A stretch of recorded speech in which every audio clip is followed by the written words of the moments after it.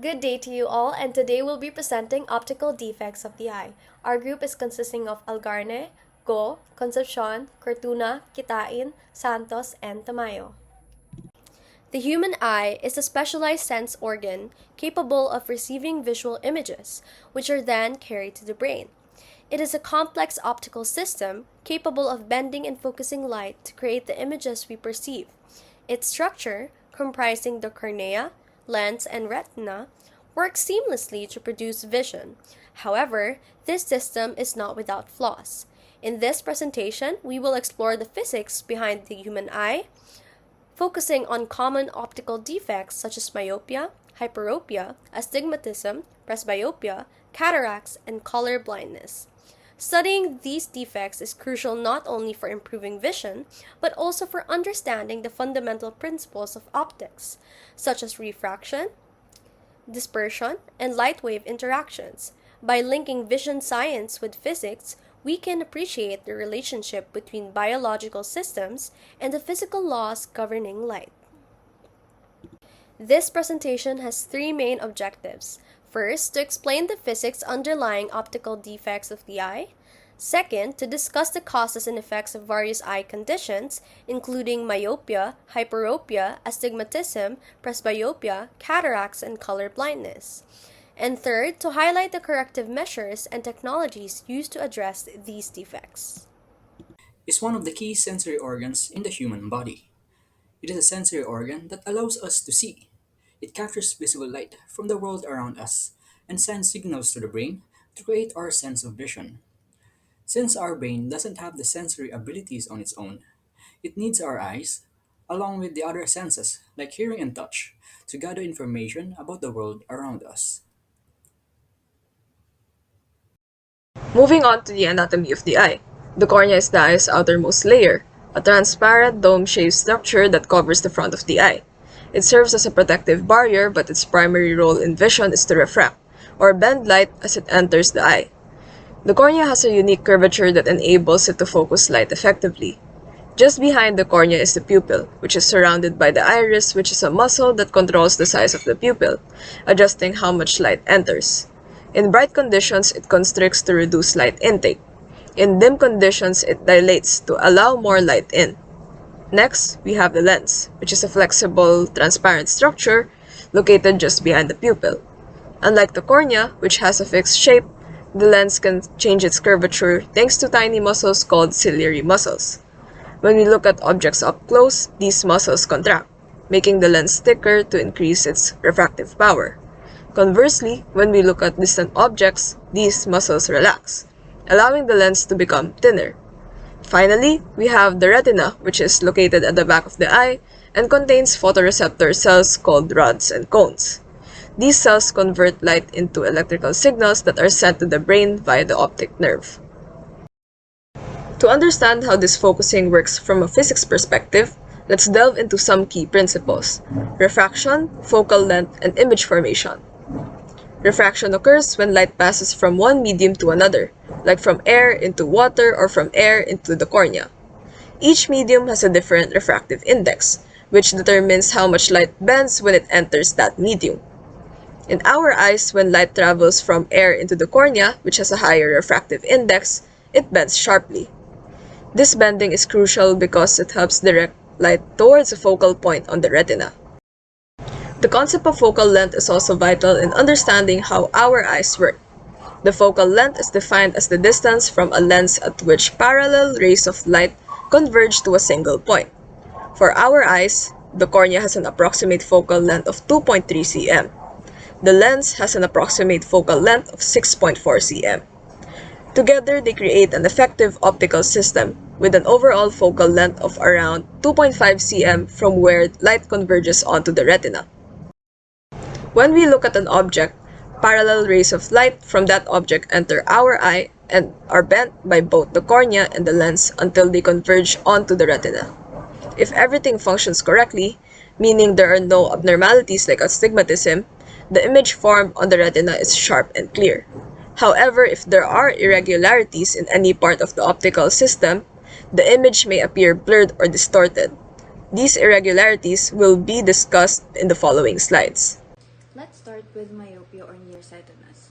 Myopia is when you can see nearby objects clearly, but distant objects appear blurry. The main issue here is that light rays from distant objects converge in front of the retina rather than directly on it. This happens because the eye's optical power is too strong for its actual length. Now, there are several reasons for this. One is that the eyeball might be too long, the cornea could be excessively curved, increasing refractive power. The refractive index is higher in the lens or cornea, or the lens might have shifted forward. To illustrate, think about focusing a flashlight beam. If the lens bends light too much, the beam narrows too soon and the light doesn't reach its intended point. Similarly, in a myopic eye, light overconverges and stops short of the retina. Its symptoms include blurred distant vision, squinting to improve focus, and sometimes eye strain. So how exactly do we fix this? By using concave lenses, which are diverging lenses. These lenses spread out incoming light rays before they reach the cornea, reducing the eye's focusing power. The rays then converge properly on the retina, restoring clear vision. This correction depends on the person's far point, or the maximum distance they can see clearly without correction. Now let's move on to hyperopia, or farsightedness. Here, the situation is the opposite. Distant objects appear clear, but nearby objects are blurry. In hyperopia, light rays from close objects converge behind the retina because the eye's optical power is too weak for its actual length.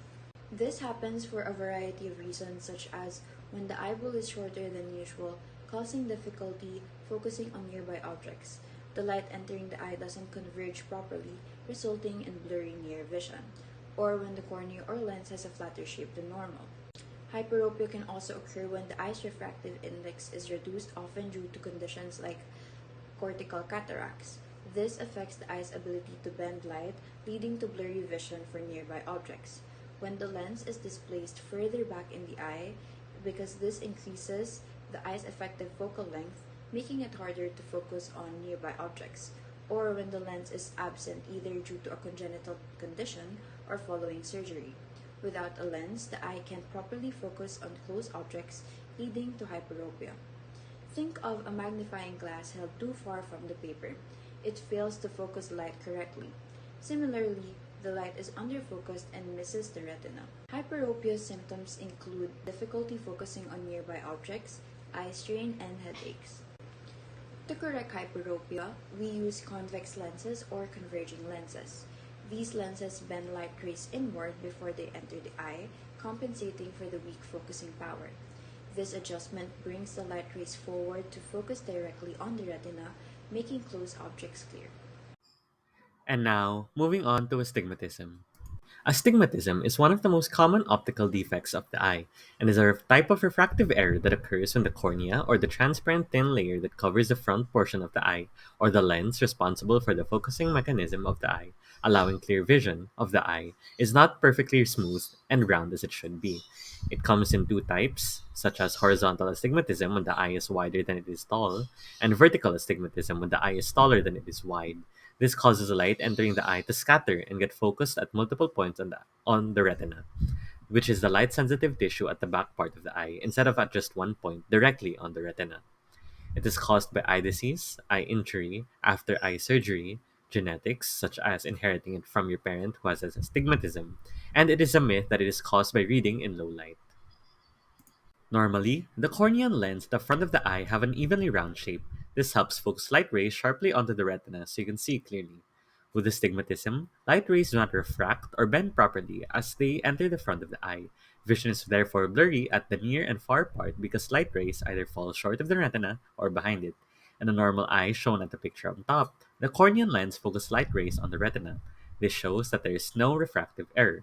In astigmatism, the corneal lens focus light rays in front of and behind the retina. This shows that there is a refractive error, which means that close and distant objects both appear blurry.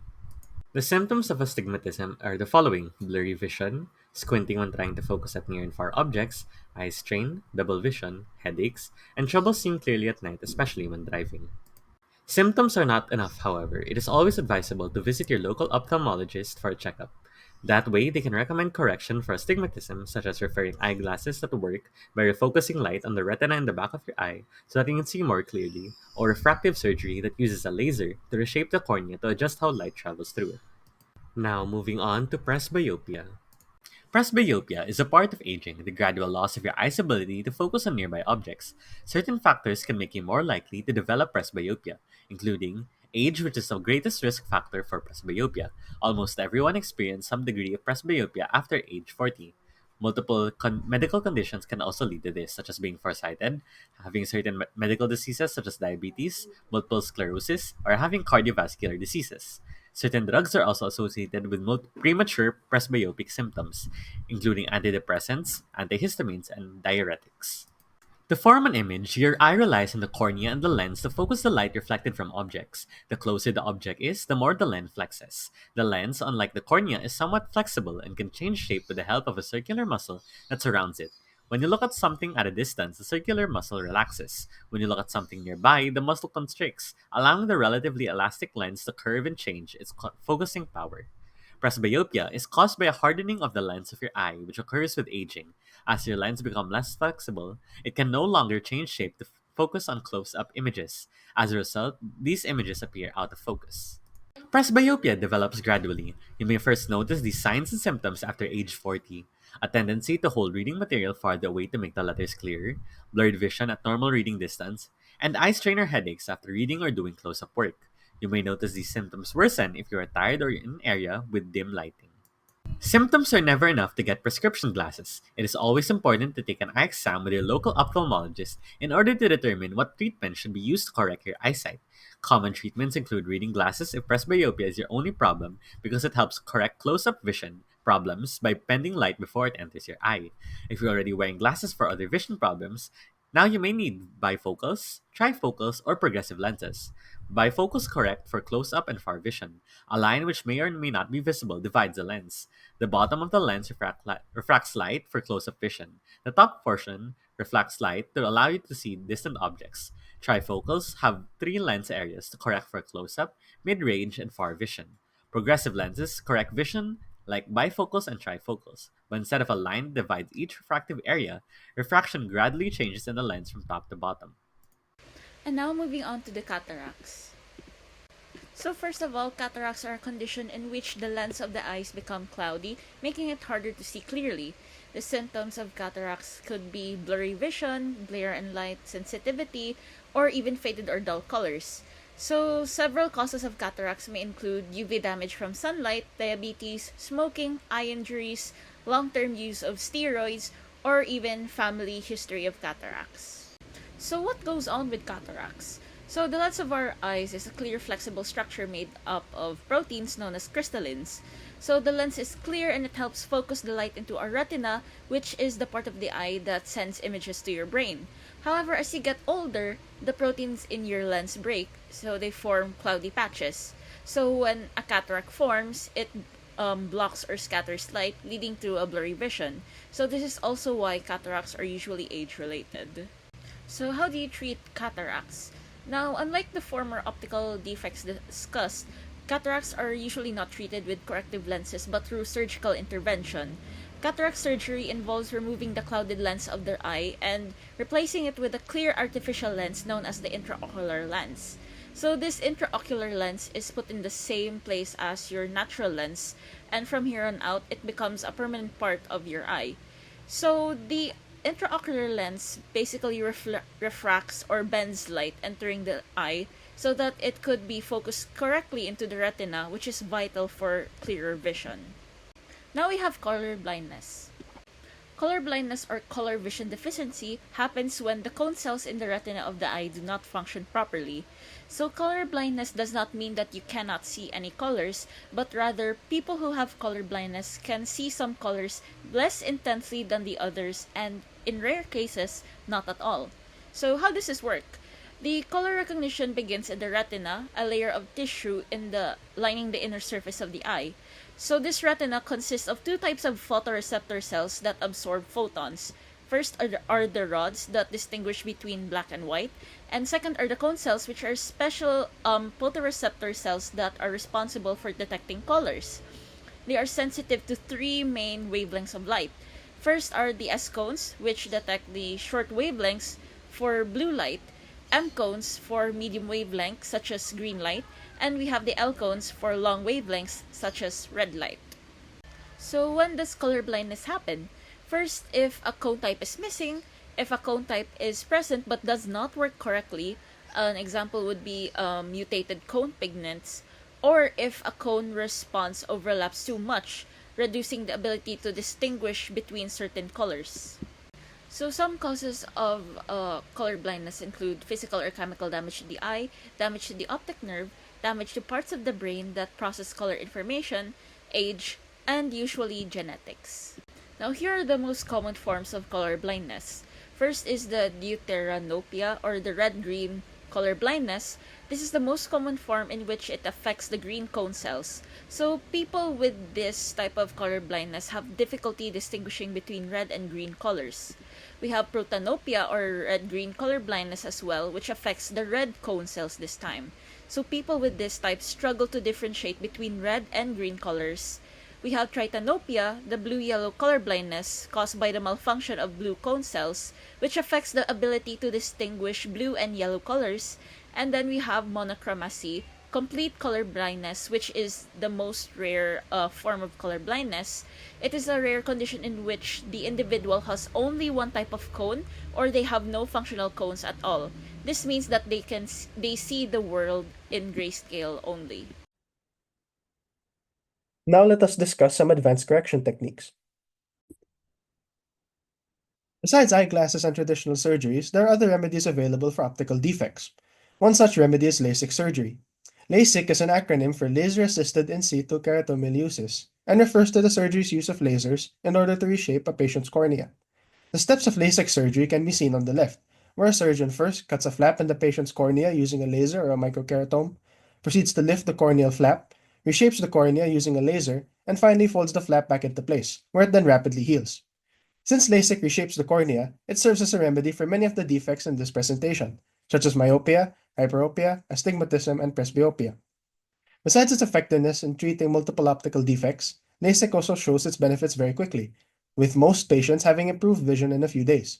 This makes LASIK a more desirable option when compared to other surgeries which manipulate the cornea, such as PRK. Besides LASIK, another example of an alternative remedy are contact lenses. As their name suggests, contact lenses are corrective lenses which are placed directly on the eye. While contact lenses work similarly to glasses in terms of correcting vision, as both change how light focuses on the retina, they differ in certain ways which affect prescription calculations. An example of one such difference is vertex distance, which is the distance between the back of the lens and the front of the cornea. Since eyeglasses are not placed directly on the eyes, they have a usual vertex distance of 12 millimeters, which is taken into account when a prescription is above 4 diopters in strength. Contact lenses, meanwhile, have virtually no vertex distance to take into account due to being directly on the eye. Besides the correction techniques mentioned in the earlier parts of this presentation, recent advances in technology have given us the means to prevent the aggravation or occurrence of optical defects. For example, photochromic lenses contain compounds which darken in response to UV light, offering protection from rays which modify lens proteins and cause cataracts. Another example are defocus incorporated multiple segments lenses, which have been shown to reduce the lengthening of the eyeball characteristic of progressive myopia, thus slowing down the progression of the disease. Finally, a more advanced example is a contact lens which contains a glucose metabolizing enzyme in its material, which causes a reaction that eventually makes electricity, which is then conducted to an electrode sensor which calculates the amount of glucose in the blood. This technology may be used to more effectively detect if a person has or is developing diabetes, which is important as diabetes patients have a high risk of optical defects. Its structure and how it enables vision, and the common optical defects that can disrupt its basic function. The human eye is a marvel of biological engineering, with its complex structure working seamlessly to convert light into visual images, from the cornea refracting light and lens focusing light, to the retina and optic nerve processing and transmitting those signals to the brain. Every part of the eye plays a vital role in how we perceive the world around us. However, as remarkable as it is, the human eye is not perfect. It is also prone to defects, including, but not limited to, cataracts, astigmatism, and color blindness. These defects alter the way light is refracted onto the retina, leading to blurry or distorted vision. Fortunately, Advancements in corrective methods like eyeglasses, contact lenses, and surgical techniques such as LASIK surgery. The field of vision and optical physics holds exciting opportunities for innovation. Future research could revolutionize treatments through advanced corrective technologies such as regenerative therapies and surgeries. These developments promise to enhance not just our understanding of the eye, but also our ability to restore and preserve vision. It also paved the way for people with optical defects to improve their eyesight. These are resources that have been used for our presentation. That will be all for our group in our presentation on optical defects of the eye. Thank you for listening, and we are now ready to answer your questions.